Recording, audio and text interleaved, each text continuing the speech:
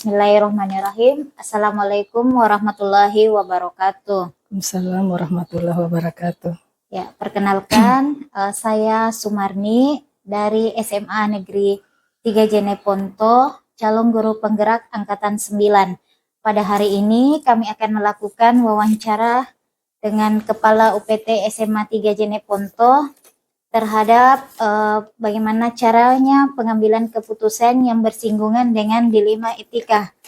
Assalamualaikum Kareng. Waalaikumsalam warahmatullahi wabarakatuh. Ya, kalau boleh minta tolong diperkenalkan dirinya. Terima kasih Ibu. Nama saya Kepala SMA Negeri 3 Jeneponto, Ibu Siti Suryani di SPDMM, selaku pimpinan di sekolah kami. Yang bersinggungan dengan dilema etika. Assalamualaikum Kareng. Waalaikumsalam warahmatullahi wabarakatuh. Ya, kalau boleh minta tolong diperkenalkan namanya Kareng. Perkenalkan dirinya. Terima kasih Ibu.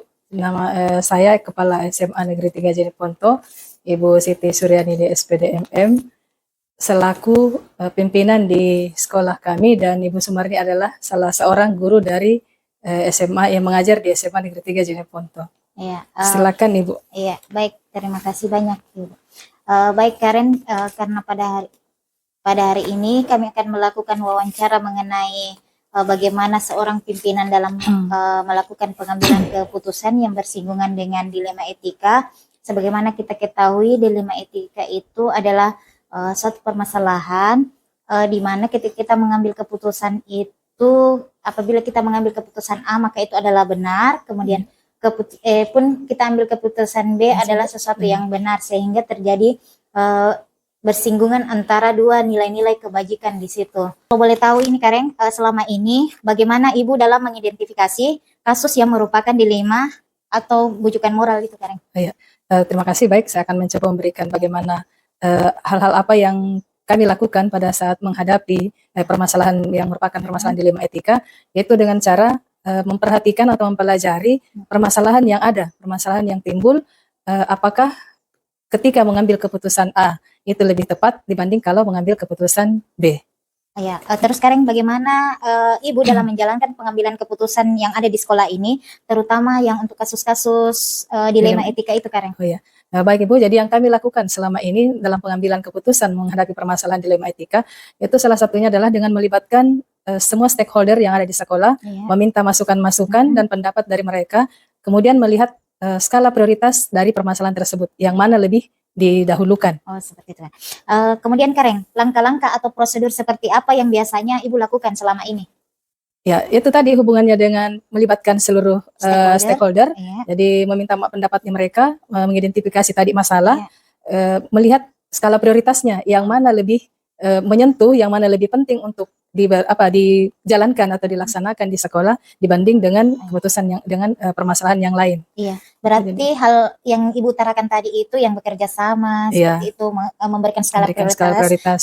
Menurut Ibu itu merupakan sesuatu yang sudah efektif dalam pengambilan keputusan Ibu pada kasus-kasus dilema etika?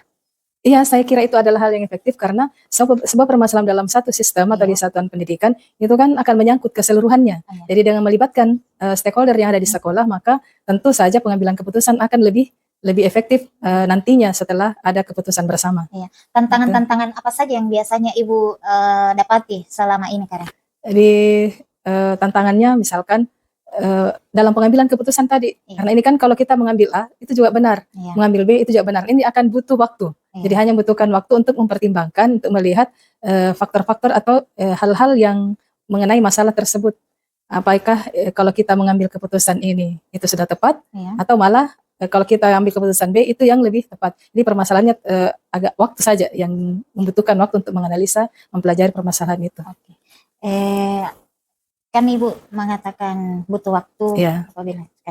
Terus apakah Ibu memiliki sebuah tata kala atau jadwal tertentu dalam sebuah penyelesaian kasus yang bersinggungan dengan dilema etika ini Karen? Apakah biasanya dalam pengambilan keputusan itu langsung begitu ataukah butuh waktu tertentu Karen? Jadi kita lihat saja tingkat kesulitannya mungkin dalam pengambilan keputusan, tingkat kasusnya. Kalau misalkan membutuhkan butuh waktu berapa hari, maka tentu kita membuat jadwalnya, membuat membuat jadwal atau melakukan langkah-langkah bahwa harus kita tidak boleh terlalu jangan gegabah dalam mengambil keputusan. mungkin kita butuh lagi waktu untuk mempertimbangkan dalam pengambilan keputusan tadi. Jadi untuk jadwal-jadwal, misalkan membuat jadwal tertentu itu saya kira disituasikan saja, tergantung kondisi situasional, tergantung dari tingkat kasus tersebut. Berarti kalau kasus berat itu ya, butuh waktu Karen. Butuh waktu. Terus kalau yang kasus ringan itu mungkin bisa dalam waktu pada saat itu juga. Pada saat kita sudah merembuk misalkan, maka pada saat itu juga kita bisa mengambil suatu keputusan. Oh iya Karen. Terus adakah seseorang atau faktor-faktor apa saja yang selama ini mempermudah atau membantu Ibu dalam pengambilan keputusan dalam kasus dilema etika, Kak? Nah itu tadi, jadi dengan melibatkan semua stakeholder. Dari misalkan dari semua wakasek, minta masukan-masukannya, dari guru-guru misalkan, dan atau malah dari siswa sendiri. Kalau misalkan kasus itu ada hubungannya dengan permasalahan siswa, nah kita minta juga pendapat dari siswa. Itu yang bisa memudahkan di dalam pengambilan keputusan. Jadi kuncinya bahwa kita harus selalu membina bekerja sama dengan semua pihak yang ada di sekolah di dalam pengambilan keputusan jika hal itu berhubungan dengan kepentingan yang akan dilakukan di sekolah. Ini kan dari semua hal yang disampaikan oleh Ibu, pembelajaran apa yang dapat Ibu petik dari pengalaman Ibu dalam mengambil keputusan dilema etika? Ya. Jadi pembelajaran yang paling bisa kita petik dari pengambilan keputusan permasalahan dilema etika, bahwa di dalam pengambilan keputusan itu kita tidak boleh gegabah, kita tidak boleh ceroboh, harus mengetahui dulu, mempelajari dulu apa efek, apa manfaat yang ditimbulkan pada saat kita mengambil keputusan A, dan apa yang efek atau manfaat yang ditimbulkan pada saat kita mengambil keputusan B. Jadi semua harus dipahami dulu, dipelajari dulu apa permasalahannya. Baru kita membuat satu keputusan. Kira seperti itu. Oke. Terima kasih banyak Karen atas waktunya, kurang lebih sekitar 5 menit ini. Baik Karen, kan tugas kami ini pada hari ini itu tentang mengidentifikasi kasus-kasus dilema etika yang ada di SMA Negeri 9 Jeneponto, Karen. Sebagaimana kita ketahui bahwa dilema etika itu adalah suatu kasus yang biasanya bersinggungan dengan dilema antara kebenaran. Jika kita mengambil keputusan yang satu itu adalah benar juga, ketika ambil juga keputusan yang lain juga itu adalah sesuatu yang benar juga, Karen. Kalau boleh saya tahu Karen, apakah di sekolah ini ada kasus yang seperti itu, Karen? Oke, terima kasih atas pertanyaannya, Bu.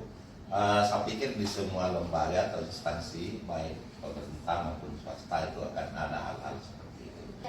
Selama ini bagaimana Bapak menjalankan pengambilan keputusan di sekolah, terutama untuk kasus-kasus yang dimana ada dua kepentingan yang sama-sama benar seperti yang tadi Bapak utarakan, kan?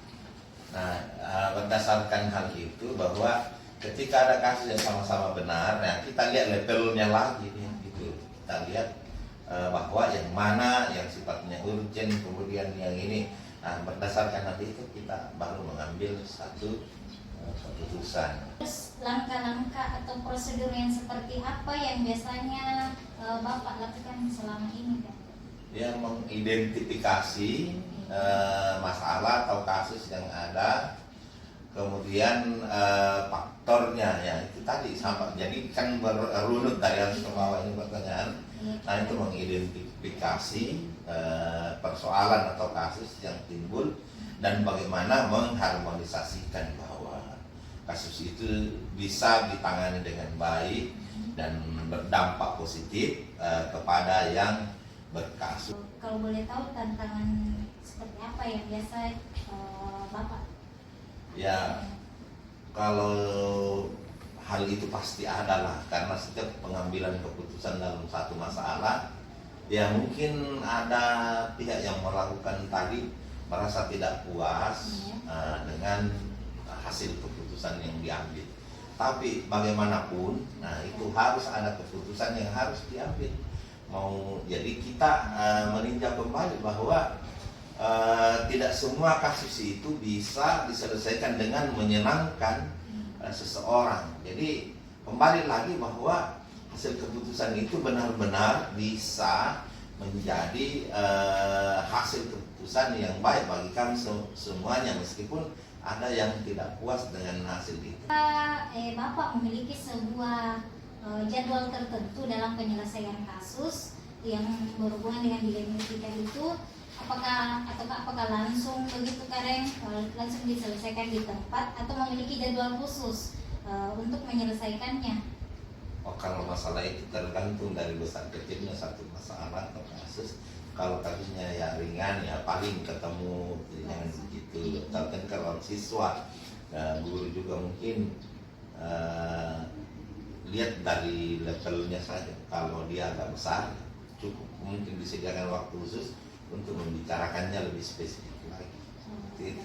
Berarti sekarang adakah seseorang atau faktor-faktor apa yang selama ini mempermudah atau membantu Bapak dalam pengambilan keputusan dalam kasus-kasus dilema etika kan? Nah itu dari dalam pengambilan keputusan ya tentu saya butuh bantuan dari teman-teman. Mungkin sepintas mereka ngomong apa yang terjadi di sekolah ini.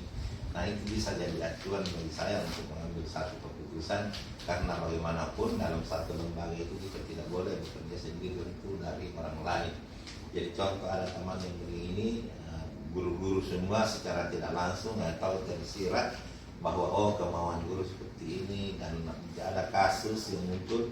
Nah dari pembicaraan yang oleh Bapak dan Ibu guru atau pegawai sampaikan itu bisa jadi acuan untuk mengambil suatu keputusan. Pembelajaran apa yang dapat dipetik dari pengalaman Bapak selaku kepala sekolah dalam mengambil keputusan di mana ketika itu terjadi Karen? Nah itu kita harus memahami orang lain bahwa sesuatu kasus atau masalah muncul, kita harus lihat dari latar belakang, kemudian kita kaji dengan baik bahwa kenapa hal itu muncul. Jadi tidak langsung menghakimi seseorang bahwa ini seperti ini. Jadi ya, memang seorang kepala sekolah perlu melihat, memandang secara spesifik kepada semua yang ada di sekolah.